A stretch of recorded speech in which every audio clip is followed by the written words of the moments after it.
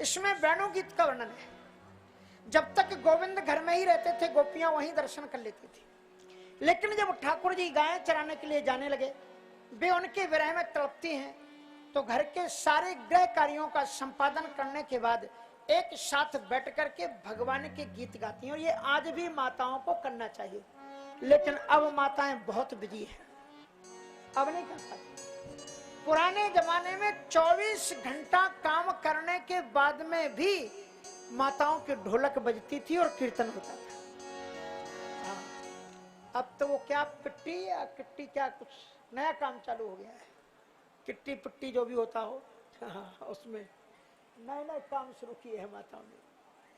इसलिए तो कहने का जरा सावधान रहना और बच्चों को भी सावधान रखना। अब तक तो जुआ बाहर होता था, अब वो उसमें भी ऐप ला दिए हैं संसार को नष्ट करने वाले लोगों ने कि घर बैठे लड़के जुए खेले। इसलिए ये जो मोबाइल है इससे जरा बच्चों से सावधान रखो। अब ऐसे ऐसे उसमें ऐप डाल दिए जा रहे हैं, उनको डाउनलोड करो और घर में, और उसमें बाद में बड़ी अच्छा विज्ञापन देंगे कि सावधान रहना, इसमें लत पड़ सकती है और इससे आपके धन की जोखिम आप उठा सकते हैं। लेकिन फिर भी लोग मानेंगे नहीं। नशा शराब में होता तो नाचती बोतल, नशा शराब में नहीं होता है। अगर शराब में होता तो बोतल भी नाचती ना। नशा तो मनुष्य के अंदर होता है, उसे संयोग मिलना चाहिए, इसलिए संयोग से उन्हें बचाओ, इसी में कल्याण होगा, अन्यथा बड़ी भयानक स्थिति पैदा हो जाएगी। तो इस प्रकार से ब्रजांगनाएं खाली समय निकालो, और नहीं है तो निकाल करके एक साथ बैठ करके माताओं को ढोलक बजानी चाहिए, भगवान का नाम संकीर्तन करना चाहिए। गोपियां बहुत सुंदर वेणु गीत, गोपियों ने 5 गीत गाए हैं, उनका नाम गोपी गीत है। पहला है वेणु गीत,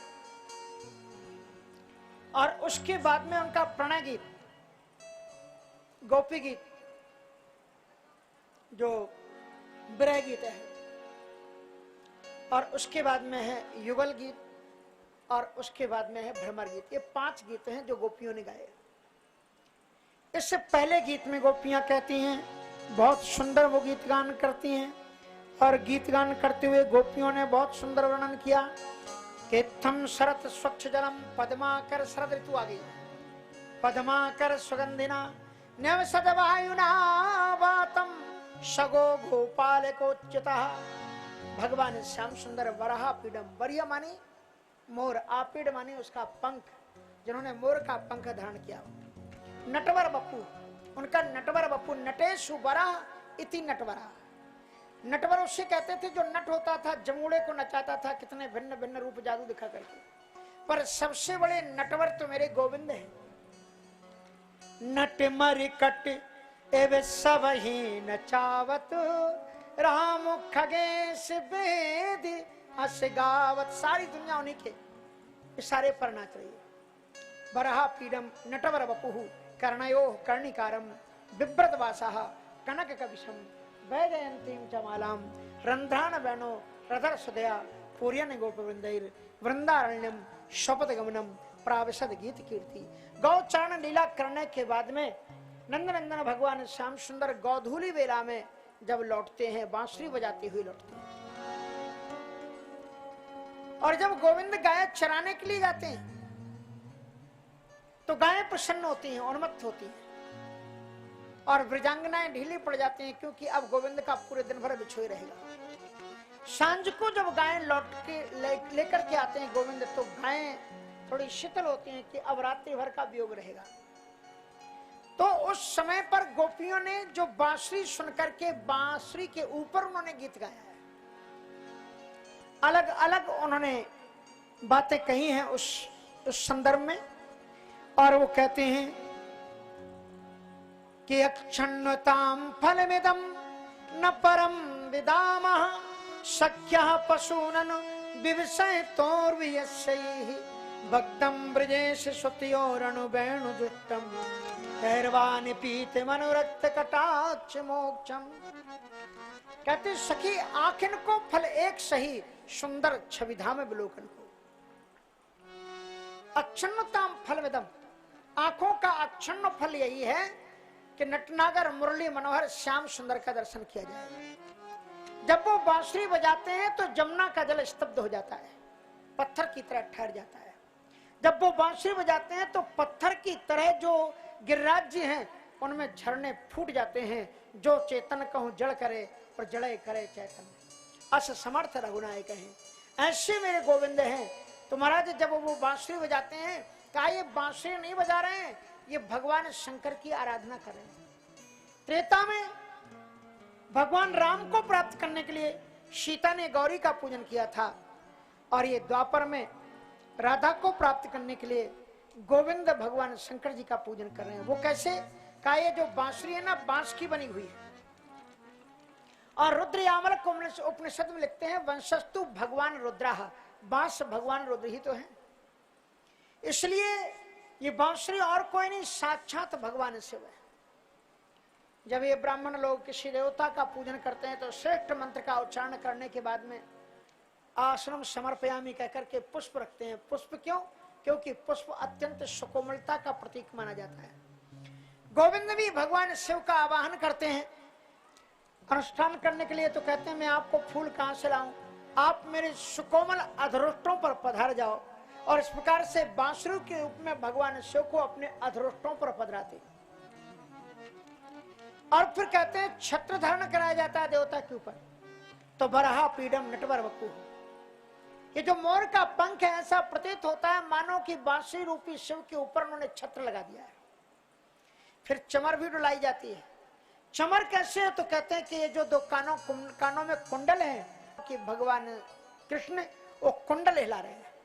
वराह शंकर जी के जब सुकोमल अंगली दलों के माध्यम से बांसुरी के छिद्रों पर जब उंगलियां चलाते हैं, ऐसा प्रतीत होता है मानो कि आशुतोष औढ़रदानी बाबा विश्वनाथ जी के चरणों को दबा रहे हैं। और फिर कुहुक की आवाज जब करते हैं तो उससे ऐसा प्रतीत होता है मानो कि वो शंकर जी को पुकार करके कह रहे हैं वृषभानुजा क्षमा देगी, हे बाबा विश्वनाथ जी वृषभानुजा को आप मुझे दे दो। और ये बांसुरी की आवाज राधा रानी जी तक पहुंच जाती है बरसाने में। बांसुरी के रब को श्रवण करते ही राधा रानी जी बेसुध होकर के गिर पड़ती हैं। सखियां संभालती हैं, जल छिड़कती हैं, कहती हैं किशोरी जी क्या हुआ? तो किशोरी जी कहती हैं मुझसे अभिसार दोष हो गया। ये अभिसार दोष क्या होता है? अभिसार दोष का मतलब होता है, संस्कृत में अभिसार दोष कहते हैं जब कोई स्त्री अपने पति को छोड़ करके किसी दूसरे पुरुष का चिंतन करे, उसे कहते हैं अभिसार दोष। और राधा रानी जी कहते हैं मुझसे अभिसार दोष हो गया। राधा रानी जी तो अनंत शक्ति हैं, उनमें ये दोष प्रवेश उन्हें छू तक नहीं सकता। कहती कैसे आपने मान लिया आपसे अभिसार दोष हुआ? कहा जब मैं बहुत छोटी थी नारद जी के द्वारा मैंने सुना था कृष्ण नाम, तो इतना सुंदर लगा, मैंने सोचा जिसका ये मनोहर नाम है वही मेरा प्रियतम होगा। मैंने उसी समय संकल्प कर लिया। अभी एक सप्ताह पहले चित्रावली एक बड़ा प्यारा सा मनोहर सा बंसी भूषित करान नवनीरदाबाद पीताम बड़ा सुंदर चित्र बना करके लाई। उस चित्र को देख करके मेरा मन उस पर न्यौछावर हो गया और मैंने फिर ये सोच लिया जिसका ये चित्र है वही मेरा पति। तो ये दूसरा पहला अभिसार दोष हुआ। आज ये जो बांसुरी बज रही है ना, इस बांसुरी में बार बार पता नहीं क्यों मुझे ऐसा लग रहा है जो भी इस बांसुरी को बजा रहा है वो मुझे पुकार रहा है। कितनी मधुर ध्वनि है, मेरा मन करता है कि वही मेरा प्रियतम हो। अब तो मैंने तीसरा भी अभिसार दोष कर दिया। सखियां खिलखिला करके हंसी, कहा राधा रानी जी आपसे अभिसार दोष हो नहीं सकता, जिनका नाम कृष्ण है चित्रावली उन्हीं का चित्र लेकर के आपके सामने आई थी, और जिसका चित्र लेकर के वो आई थी ये बांसुरी कोई और नहीं, वही मुरली मनोहर श्याम सुंदर ही बांसुरी को बजा रहे। सखियां कहती हैं कि ब्रजमंडल के जो वृक्ष भी हैं ये भी बड़े सौभाग्यशाली हैं। बचपन में हम जब सन 75-76 के लगभग वहां रहते थे, अभी भी जो ब्रजवासी लोग हैं पंचकोशी परिक्रमा के अंतर्गत किसी वृक्ष की टहनी को भी नहीं तोड़ती, कि ऋषि मुनि लोग हैं वहां पर, इसलिए उनको तोड़ा नहीं जाता। गोपियों ने कहा है प्रायः बताम भी है गो मुनियः वनेस्मिन् कृष्णेक्षितं तदुदितं कलवेणुगीतम् आरुह्य ये द्रुमभुजान् रुचिरप्रवालान् शृण्वन्ति मीलित दिशो विगतान्य वाचा। अरे सखी, ये जो वृक्ष है ना, ये वृक्ष साधारण वृक्ष नहीं है। प्रायः बताम्बु विहगो मुनियः वनेस्मिन् अस्मिन् वने ये वृक्षाः तरवाः ये खगाः सन्ति तेपि मुनियः। बड़े बड़े ऋषि मुनि लोग हैं, और बड़े बड़े वृक्षों ने, जो बड़े बड़े ऋषि मुनि लोग होते हैं, वो अपनी साधना से परमात्मा को अपने पास बुलाते हैं। तो छोटे छोटे साधक उनके पास चले जाते हैं कि हमारे साधनों से तो हम गोविंद का दर्शन नहीं कर पाएंगे, पर इनकी साधना के कारण जब भगवान आएंगे तो हमें भी इनके बहाने दर्शन मिल जाएगा। इसलिए ब्रजमंडल में लगे हुए इन वृक्षों ने अपनी भुजाओं को, अपने भुजा मानी अपनी शाखाओं को फैला रखा है। जब गोविंद गायें चरा करके लौटते हैं तो जो छोटे छोटे पक्षी हैं, कबूतर आदि हैं, ये बेचारे दर्शन नहीं कर सकते, तो वृक्ष की शाखाएं फैली हुई का आ जाओ, हमारे ऊपर बैठ करके आते हुए गोविंद का दर्शन करो। और इसलिए देखो कितनी शांत है ये वृक्ष। ये पक्षियों का स्वभाव है चहचहाना, लेकिन ये चहचहा नहीं रहे, विगतान्य वाचा। क्योंकि जब तक इस संसार की चहचहाट आपके जीवन में रहेगी तब तक गोविंद की कथा अच्छी लगेगी नहीं, और गोविंद की कथा जब तक अच्छी नहीं लगेगी तो गोविंद आपको मिलेंगे नहीं। प्रायः बताऊं, बड़ी सुंदर सुंदर गीत गाए। कृष्ण चितम तदितम कल वेणु गीतम, इन्होंने आंखें बंद कर रखी हैं, इसलिए कि कहते हैं कि जब गोविंद आएंगे तभी आंखें खोलेंगे, पंख भी नहीं फुलफुला रहे हैं गोविंद के आने का। तब तक एक सखीन का, वो देखो वो हिरण भाग के जा रहे, कितनी दुर्भाग्यशाली है हरणियां।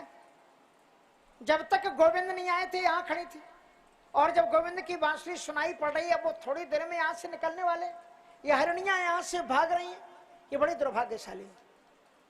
तो एक गोपिन का, नहीं नहीं ये दुर्भाग्यशाली नहीं है। तो क्या है, कहते कि दुर्भाग्यशाली नहीं है, बड़ी ही सौभाग्यशाली है। धन्यास्मि मूढ़ मतयोपि हरण्य एता या नंद नंदन मुपात्य विचित्र वेशम आकर्ण वेणुरणितम सा कृष्ण सारा पूजाम दधुर विरचिताम प्रणयावलोकैः। ये हरणियां कहीं और नहीं जा रही हैं, ये अपने पतियों को जगाने जा रही है। कहा आओ अब गोविंद आ रहे हैं, दर्शन कर लो। धन्य है वो पत्नियां जो खुद तो कथा में आती हैं पर पतियों से भी कहती हैं कि अरे जीवन ऐसे ही निकल जा रहा है, कथा हो रही है, आकर के सुन लो। तो ऐसी पत्नियों को, पतियों को धन्यवाद देना चाहिए। इसलिए ये हरणियां उन्हें जगा करके सा कृष्ण सारा, इनके पति कृष्ण सारे। बहुत सुंदर दिव्यतम कथा होती है, वेणु गीत के माध्यम से सखियों ने बड़ी सुंदर सुंदर बातें की हैं। कहा हमें तो ऐसा लगता है कि जो सतयुग में राजा बैन हुआ था ना नास्तिक, वही बांसुरी के रूप में आ गया। कहा कैसी बात करती, कहा मिलता जुलता नाम, उसका नाम बैन था तो इसका नाम बैणु है। कहा फिर फर्क है ना, कहा अंतर इतना ही है ना, ना की जगह पर अड़ा हो गया है और उसमें छोटे की मात्रा हो गई। कहा इसको मालूम हो गया था कि हम नास्तिकता के रूप में को प्रसिद्ध हो गए हैं, हमें कोई लाइक नहीं करेगा, इसलिए इसने बैन से बैणु नाम बना लिया। अड़ा की ओढ़नी ओढ़नी, नत्थ के ऊपर अड़ा की ओढ़नी ओढ़नी और उत्त का घूंघट निकाल लिया। बैणु लिखो, अड़ा के ऊपर छोटी की मात्रा लगाओ, ऐसा लगेगा जैसे घूंघट निकला हुआ है। तो लत्त की ओढ़नी ओढ़कर उत्त का घूंघट निकाल करके यही है। बोले तो तुमने पहचाना कैसे जब ये घूंघट डाले? कहा इसकी भाषा से पहचान लिया। कैसे? कहा कि नास्तिक राजा बैन ने कह दिया था न यष्टव्यम न दातव्यम न होतव्यम दजा कुछते इति निवारयत धर्मम भैरी घोषण सर्वसा, न दान करो न यज्ञ करो न तप करो, केवल मुझे ही सुनो, मुझे ही सुनो। ये बांसुरी भी जब बजती है तो यही कहती है न गोविंद की पूजा करो, न अर्चना करो, न वंदना करो, सब कुछ छोड़ करके केवल मुझे ही सुनती रहो। ये इसलिए समझ में आ गया नास्तिक बैन है। बड़ी सुंदर सुंदर बातें हैं।